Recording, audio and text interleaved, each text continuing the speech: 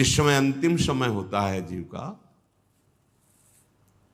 या जिस समय गर्भ में होता है, दोनों स्थितियों में, गर्भ में उसे बहुत जन्मों की याद आती है, तो वो व्याकुल हो जाता है। ऐसे ऐसे कर्म उनके परिणाम से इस गर्भ में, एक बार प्रभु एक बार मुझे निकाल दो, मैं जाकर के मानव देह में ऐसे सत्कर्म करूंगा, ऐसा भजन करूंगा कि दोबारा मां के गर्भ में ना आना पड़े।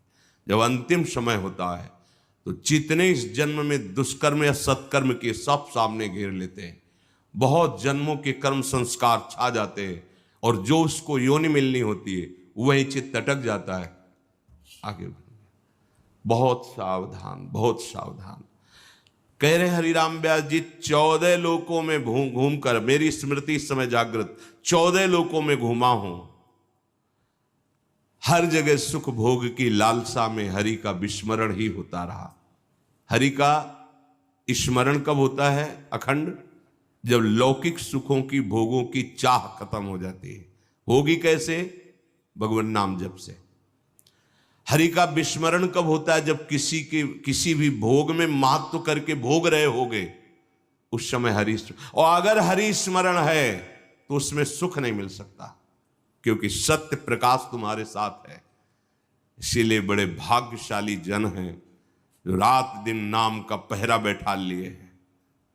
रात दिन नाम, उठे बैठे, चले फिरे, खाए पिए, सब क्रियाएं हो रही, पर भगवत स्मरण परायण, बड़े महत भाग्यशाली।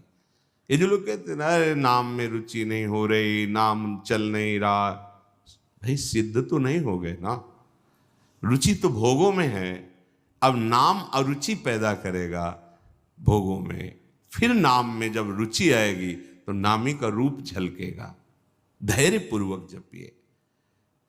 14 भुवनों में घूम आया, इसी स्वार्थ ने सुख भोग की लालसा ने हरि विस्मरण कराया, हरि बिसरायो।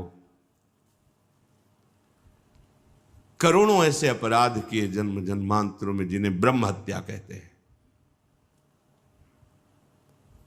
पंच महापाप कहे गए हैं। कैसी बुद्धि मलिन हो गई है कि इन पंच महापापों को हम मनोरंजन समझते हैं, सुख का साधन समझते हैं। मदिरा पीना, पर स्त्री गमन करना, द्वित कीड़ा, हिंसा, स्वर्ण चोरी, ये 5 महापाप है। बोले हम तो हिंसा नहीं करते, अगर मांस खाते हो तो हिंसक ही हो, वही दंड मिलेगा जो हिंसा करने वाले को मिला है। वैसे जैसे कोई गौ हत्या करता है और आप मांस खाते हैं तो